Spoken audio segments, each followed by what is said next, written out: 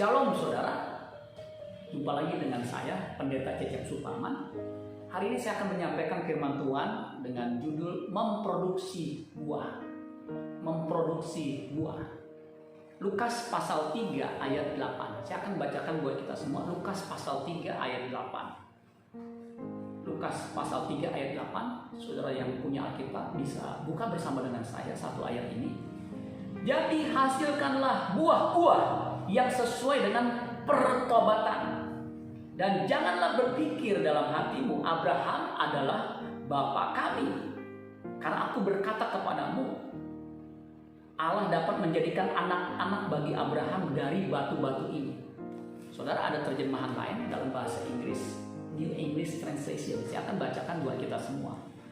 Dikatakan begini, therefore produce. Kalau bahasa Indonesia tadi hasilkan. Di sini dikatakan therefore produce fruit that proves your repentance. Jadi produksilah buah yang membuktikan pertobatanmu. And don't begin to say to yourself, jangan mulai berkata terhadap dirimu, we have Abraham as our father. Kita punya Abraham sebagai bapak leluhur kita. For I tell you,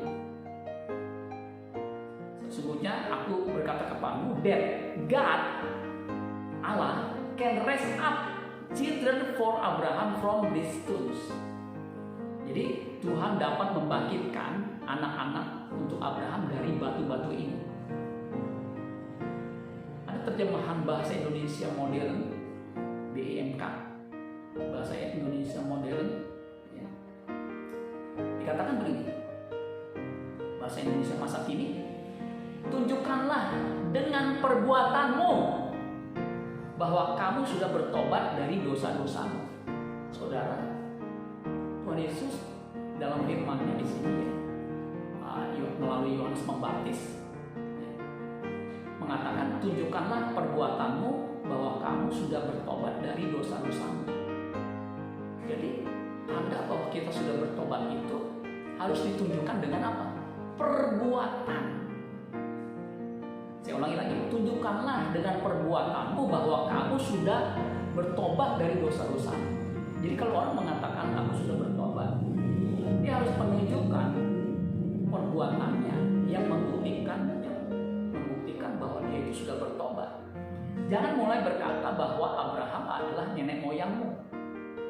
Jadi jangan asal ngomong bahwa Abraham itu nenek moyang kami, bapak orang beriman, dan kami anaknya. Saudara, jangan hanya mengaku Abraham itu nenek moyang atau bapak orang percaya kalau perbuatan kita tidak menunjukkan pertobatan kita. Dikatakan, ingat, dari batu-batu ini pun Allah sanggup membuat keturunan untuk Abraham. Ini kalimat sakti. Artinya, kalau kamu tidak menunjukkan buah pertobatanmu, kamu mengaku anak Abraham, batu ini Tuhan bisa jadikan hidup menjadi anak Abraham. Kita tahu kan batu di Palestina pada saat itu banyak. Batu yang tidak ada artinya itu bisa jadi anak Abraham kalau Allah mau, karena dia pencipta. Nah, saudara, jadi apa yang dimaksud dengan memproduksi buah? Kata kuncinya di ayat hasilkanlah. Itu dari bahasa Yunaninya poisate. Poisate itu dari kata poio. Ya, poio menjadi poisate. Nah, poisate itu bentuk kata kerja. Bentuknya kata kerja aorist imperatif aktif. Nah, aorist imperatif aktif itu artinya perintah utama yang kita harus lakukan secara terus-menerus aktif. Nah, kata kerja perintah utama yang memang menjadi yang pokok yang harus kita lakukan. Setuju nggak setuju, mau nggak mau, kalau kita mengaku Abraham sebagai bapak kita keturunannya, secara rohani kita harus memproduksi, kita harus menghasilkan. Kata poisate itu artinya to produce, To produce itu kan tahu kan? Ya. Kalau mesin itu memproduksi. Ya. To manufacture. Jadi kalau pabrik itu menghasilkan produk. Ya. To fabricate. Nah, kalau kita dengan kata fabricate itu pabrik. Jadi kalau pabrik, kita dengan kata pabrik berarti kan memproduksi. Pabrik mobil, pabrik elektronik, itu kan menghasilkan produk-produk ya, mobil atau elektronik. Itu kata poisake. Nah, jadi saudara sekalian, ketika orang bertobat, ketika orang mengaku Yesus sebagai Tuhan dan Juru Selamat, mesin hidupnya itu seperti diaktifkan, seperti ada tenaga yang bisa memproduksi, yang bisa menghasilkan. Karena Roh Kudus itu kuasa. Dia pribadi yang memberikan kuasa. Ketika hari Pentakosta, kalau saudara baca di Kisah Para Rasul pasal yang ke 2, ya, saudara baca di situ. Ya, itu ketika Roh Kudus dicurahkan, apa yang terjadi? Ya, terjadi lidah-lidah api sedemikian rupa turun ke atas para murid. Dan saudara lihat, setelah itu Petrus khotbah dengan berani, didampingi oleh murid yang lain. Dan ketika Petrus khotbah, 3.000 orang bertobat. Itu kan kuasa yang luar biasa. Nah, demikian juga ketika kita percaya Roh Kudus, dipenuhi Roh Kudus, itu mesin rohani kita itu bekerja sedemikian rupa sehingga menghasilkan apa? Buah pertobatan. Itu yang membuktikan kita beriman. Karena iman tanpa perbuatan itu mati. Iman tanpa perbuatan itu kosong.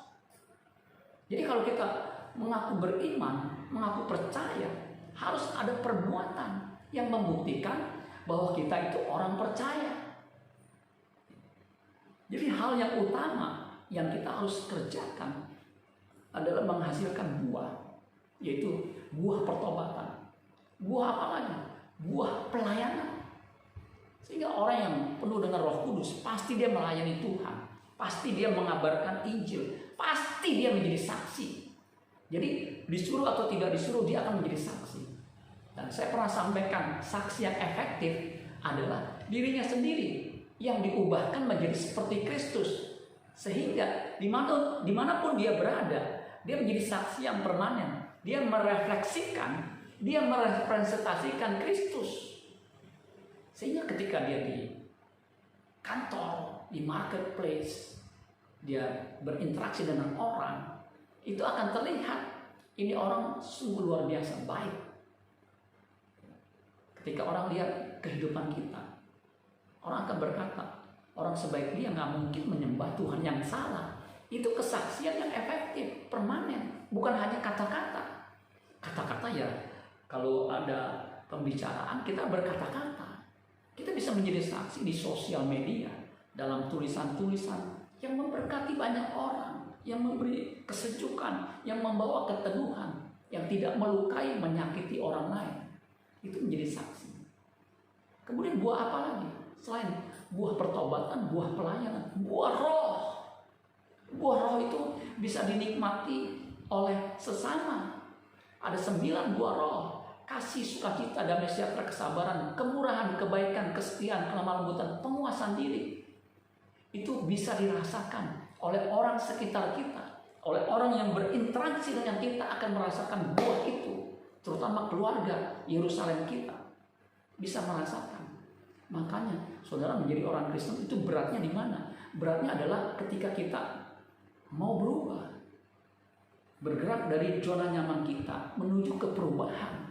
Karena kekristenan sesungguhnya adalah mengalami transformasi, mengalami metamorfosa, mengalami metanoia, pertobatan, yaitu perubahan kodrat dari kodrat manusia yang berdosa, yang tidak bisa tidak berbuat dosa, menjadi kodrat ilahi, di mana apapun yang kita kerjakan itu selaras sesuai dengan apa yang Tuhan kehendaki. Dan hanya orang yang punya filosofis seperti Kristus yang dicatat dalam Yohanes pasal 4 ayat 34. Makananku ialah melakukan kehendak Dia yang mengutus aku dan menyelesaikan pekerjaannya. Kalau kita punya filosofi seperti ini, apapun yang kita lakukan pasti mempermuliakan Allah. Karena Alkitab mengatakan di 1 Korintus 10:31. Ketika engkau makan, ketika engkau minum, lakukanlah semuanya itu untuk kemuliaan Allah. Itu buah, saudara. Jadi, saudara, memproduksi buah itu bukan pilihan, tetapi keharusan. Biarlah kita sebagai orang percaya menghasilkan buah yang bisa dinikmati sesama. Amin buat Tuhan. Tuhan Yesus memberkati. Sola Gracia.